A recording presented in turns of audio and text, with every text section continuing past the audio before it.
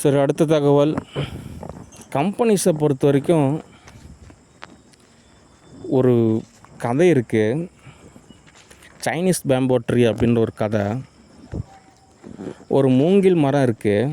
அந்த மூங்கில் மரத்தை நம்ம ஒரு 5 வருஷத்துக்கு தினந்தோறும் பராமரிக்கணும். தண்ணி ஊற்றணும், அதுக்கு தேவையானது எல்லாமே செய்யணும். ஆனால் 5 வருஷத்துக்கு அப்புறம் தான் ரிசல்ட்டு கிடைக்கும். பல மடங்கு வளரும். அதே மாதிரி தான் கம்பெனி. ஆனால் தினந்தோறும் நம்ம பாதுகாக்கிறதுன்றது ரொம்ப சிரமம். ஓகே, ஏன்னா அன்றாட தேவை நிறையா இருக்குது. ஓகே, இப்போ நான் நிறையா மூவிஸ் நடிக்கிறப்போ நான் ஓரளவு ஒரு உயர்ந்த நிலைக்கு போகிறப்போ எனக்கு நிறையா கேஷ் கிடைக்கும். அப்போ நான் கம்பெனி ஈஸியாக ரன் பண்ணிக்குவேன். ஓகே, இப்போவே நான் ஒவ்வொரு கம்பெனிக்கும் நான் நிறைய நேரம் செலவழித்தேன் அப்படின்னா மற்ற கம்பெனி எல்லாமே லாஸ் ஆகிறதுக்கு சான்சஸ் இருக்குது. நிறையா விஷயங்கள் லாஸ் ஆயிரும். ஓகே, இதெல்லாமே எனக்கு ஒரு 7th டைமென்ஷன் தான். ஒவ்வொரு பகுதியிலும் இருக்கக்கூடிய ஒரு நிலை தான். இதை கடந்து நான் நிறையா படிநிலை இருக்குது எனக்கு. ஓகே, அதனால் என்னோடய நிலையில் நான் ஒரு சமநிலையாக இருக்கேன். அதே மாதிரி உங்களோட நிலையில் நீங்கள் சமநிலையாக இருக்கணும். அதனால் கம்பெனி ஓரளவு தோது பார்க்கலாம், ஆனால் அவசரப்படக்கூடாது. ஓகே, அடுத்து ஃபேமிலி அப்படின்றது ஒரு டீம் தான். ஓகே, ஃபேமிலியை பொறுத்த வரைக்கும் நமக்கு நெருக்கமான ஒரு டீம். ஓகே, அவங்க ஏதோ ஒரு தவறு செய்கிறாங்க அப்படின்றப்போ நம்ம சொல்கிறப்போ அவங்க ஒரு சமாதானமான மன்னிப்பு அப்படின்றப்போ நம்ம கடந்து அடுத்த படிநிலை தோது பார்க்கணுமே தவிர ஏற்படுத்தக்கூடாது. அவங்களும் மனுஷங்க தான்.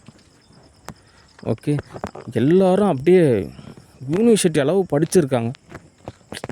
அப்படி இருந்தும் ஆகுது அப்படின்னா தான் ஒரு இஷ்யூவாக இருக்கும். பாவம், அவங்களாம் சாப்பிட்றதுக்கே ரொம்ப கஷ்டம், வாழ்கிறதே கஷ்டம். அவங்களாம் அந்தளவுக்கு படிப்பறிவு கிடையாது. வாழ்வியலோட கொடுமைகள்லாம் அனுபவித்து இன்னும் அதே மாதிரியான வாழ்வியல் இருக்கிறனால அவங்க நீங்கள் நினைக்கிற மாதிரியான நிலைக்கெல்லாம் தோதாக மாட்டாங்க. ஒரு சில பேர் அப்படி தான் ஒரு நிலைக்கு போனதுக்கப்புறம் நாங்கள் இப்படி இருக்க முடியல, மற்றவங்களும் அப்படி தான் இருக்கணும் அப்படின்னு நினைக்கிறாங்க. அப்படிலாம் கிடையாது. ஓகே, ஒவ்வொருத்தரோட நிலையும் வெவ்வேறு மாதிரி. அதனால் அனுசரித்து தான் நடந்துக்கணும். ஏற்படுத்தக்கூடாது. டீமுக்குள்ளேயே வந்துட்டு ஏற்படுத்தக்கூடாது. டீமை பொறுத்த வரைக்கும் எப்பவுமே ஒரு ஒற்றுமை, பண்பு, பக்குவம், படிநிலையான ஒரு பாதையில் ஒரு சமநிலையாக தான் பயணிக்கணுமே தவிர ஏற்படுத்தக்கூடாது. ஓகே, அதனால் ஃபேமிலியை மையப்படுத்தாதீங்க. ஓகே, அடுத்து கேரக்டர் ஸ்கெட்சஸ் டிஸ்கஷன். இப்போது தமிழ்நாடு அப்படின்ற ஒரு நிலப்பரப்பு மட்டும்தான் இடத்துல இருக்குது, மற்ற நிலப்பரப்பெல்லாம் கிடையவே கிடையாது அப்படின்னா சரி, ஓகே, தமிழ்நாட்டுக்கு ஓரளவு தோது பார்த்துக்கலாம். ஆனால் அப்படி கிடையாது.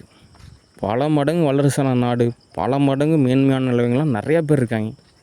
ஓகே, அடுத்து தமிழ்நாட்டை பொறுத்த வரைக்கும் சென்னையை தவிர மற்ற மாவட்டங்கள் எல்லாமே இலக்காரம் தான். ஏன்னா சென்னை பொறுத்த வரைக்கும் ஆமாம் தலைநகரம், மெட்ரோ இருக்குது, கம்பெனி இருக்குது, என்னென்ன வசதி இருக்கோ ஓரளவு ஏர்போர்ட் இருக்குது, எல்லாமே இருக்குது. அதே மாதிரி பெங்களூரில் இருக்குது, மும்பையில் இருக்குது, ஹைதராபாத்தில் இருக்குது. மற்ற மாவட்டங்கள்லாம் அப்படி கிடையாது. ஓகே, இங்கே ட்ரெயின், பஸ்ஸு நிறையா ஃபெசிலிட்டியும் அப்படிலாம் இருக்காது. ஓகே, அதனால் இலக்காரமாக நினைக்கக்கூடாது, மட்டமாக நினைக்கக்கூடாது. ஓகே, இங்கே ஒரு சரியான ஒரு நிர்வாகவியல் அமைகிறப்போ இங்கேயும் மெட்ரோ ட்ரெயின் வரும், ஏரியில் தண்ணி வரும், இங்கேயும் நிறைய கம்பெனி வரும், நிறையா விஷயம் தோதாகும். ஒரு பேக்கேஜாக ஒரு இடத்துல மட்டும் தோது பார்த்துட்டு மற்ற பகுதியிலலாம் இலக்காரமாக நினைக்கவே கூடாது. ஓகே, அடுத்து சேலம் மாவட்டத்தை பொறுத்த வரைக்கும் ஒரு நல்ல விஷயம் இருக்குது, ஒரு வேவ் லென்த் இருக்குது. நான் சென்னையிலையுமே நான் ஸ்டே பண்ணியிருக்கேன். அங்கே ஊருப்பட்ட கம்பெனி இருக்குது. சினிமா சம்மந்தமான தயாரிப்பு நிறுவனம் அசால்ட்டாக சம்பாதிக்கலாம். அங்கே போய் சோத்துக்கே வழி இல்லாமல் அங்கேயும் சுற்றிக்கிட்டே தெரிஞ்சிக்கிட்டு இருந்தால் கூட ஒரு சில வருஷத்துக்கு அப்புறம் ஏதோ ஒன்று தோதாகும். அப்படி தான் நானும் போய் கஷ்டப்பட்டேன், சோத்துக்கே வழி இல்லாமல். அப்படி கான்செப்ட் கிடையாது. டைம் கிடைக்காது. சாப்பாடு இருக்கும், ஆனால் சாப்பிட்றதுக்கு டைம் இருக்காது. எல்லா வசதியுமே இருக்கும், ஆனால் டைம் இருக்காது. நல்ல உயர்தரமான எல்லா வசதியுமே கிடைக்கும், ஆனால் டைம் அப்படின்றது ரொம்ப ரேர். நான் ஸ்டே பண்ண இடத்துல ஒரு அம்மா உணவகம் இருந்தது. அங்கே போயிட்டு நான் சப்பாத்தி வாங்கிக்குவேன். அந்த சப்பாத்தி 2-3 நாள் அதே தான் சாப்பிட்ற மாதிரி இருக்கும். எப்படின்னா சம்பாதிக்கிற காசு ஸ்டே பண்ணுற இடத்துக்கு கொடுக்கணும், போக்குவரத்து செலவு, ஊருப்பட்ட செலவு. நான் மட்டும் அப்படி கிடையாது.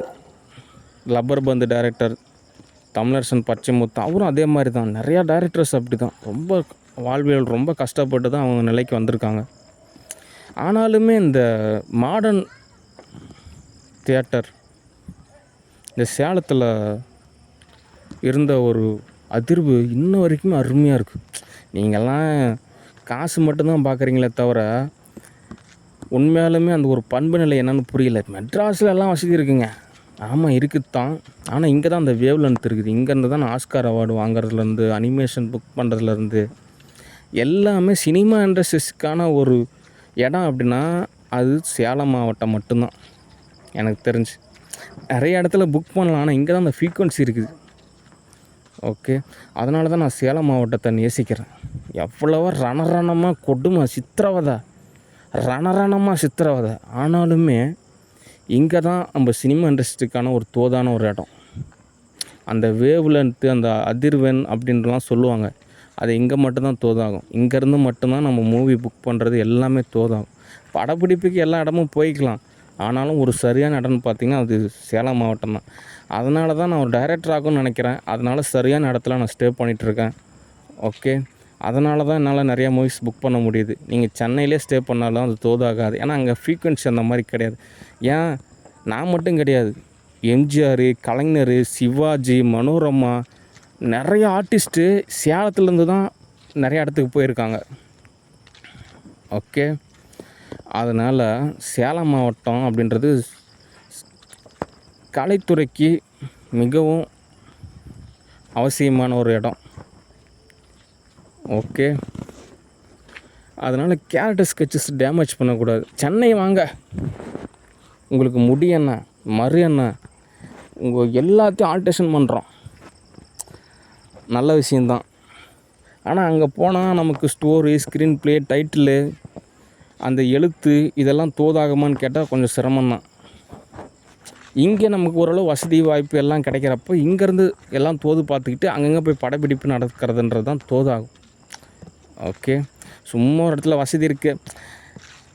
அதாவது தொழிலை முதல்ல நேசிக்கணும். ஓகே, இவ்வளோ ஈடுபாடாக இருக்கக்கூடிய யாம் சென்னை தான் நமக்கு ஒரு பேக்கேஜ்னு சொல்லிட்டு சென்னையிலே கஷ்டப்பட்டால் திரும்ப திரும்ப திரும்ப திரும்ப திரும்ப திரும்ப திரும்ப திரும்ப திரும்ப திரும்ப சென்னையிலே தோது பார்க்கலாம். ஆனால் சென்னையில் அப்படி போய் தோது பார்த்த வரைக்குமே எனக்கு எதுவுமே தோதாகலை. அங்கே எதுவுமே தோதாகாது, சேலம் மாவட்டத்தில் தான் தோதாகும்.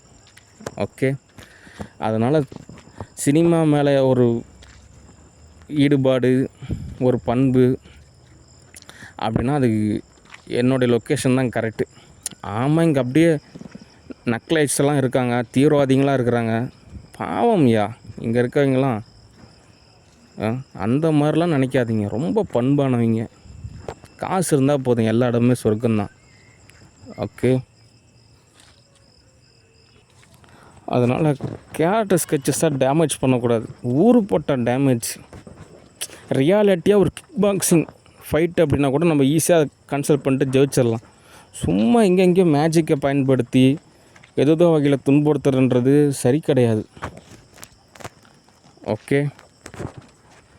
அடுத்து யதார்த்த ரீதியாக ஆத்மநிலையை பொறுத்த வரைக்கும்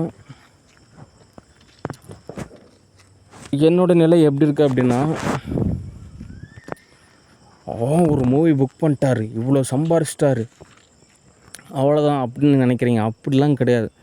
நான்லாம் ஹாலிவுட்டில் நிறையா மூவிஸ் புக் செஞ்சு பல நாள் காத்திருந்து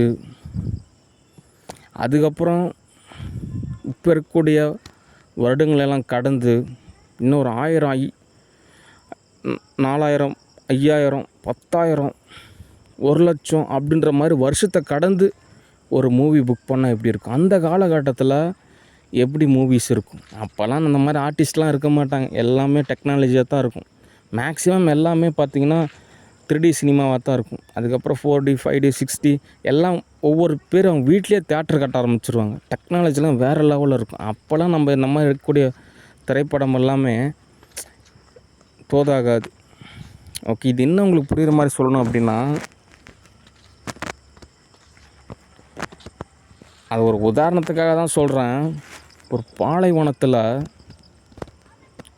1 வருஷம் 2 வருஷம் இல்லை, கிட்டத்தட்ட ஒரு 80 வருஷமாக அந்த பாலைவனத்திலே வாழ்ந்து அப்படியே ஒவ்வொரு நாளும் தகிச்சு ஏங்கி அப்படி ஒரு அது தீவிரத்தோட ஒரு உச்சநிலைக்கு ஆனால் ஒரு வார்த்தை இருக்குது. அந்த வார்த்தை என்னென்னா வறட்சி.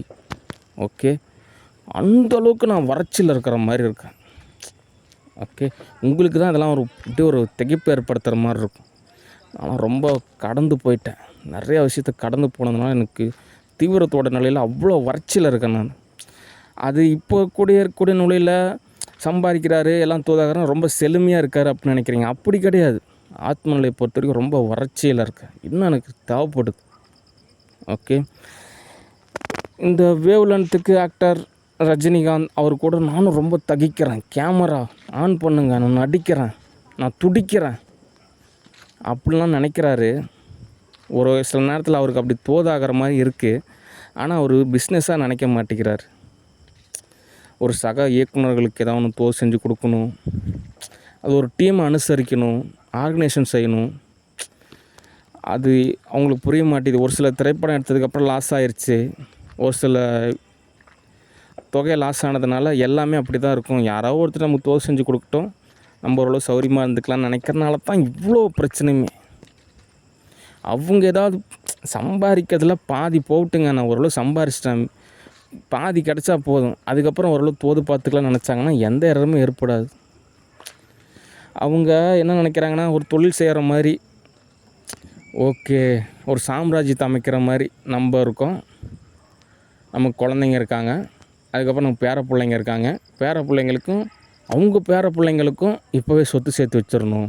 அவங்கெல்லாம் எங்கெங்க வேலைக்கு போக போகிறாங்களா, படிக்க போகிறாங்களா, அவங்கெல்லாம் எதுக்குமே லாக்கி இல்லைங்க. பேர பிள்ளைங்கள்லேருந்து அடுத்த பேர ஜென்ரேஷன் யாருக்குமே எதுக்குமே லாக்கி கிடையாது. இப்போ நான் ஒருத்த மட்டும்தான் லாக்கி.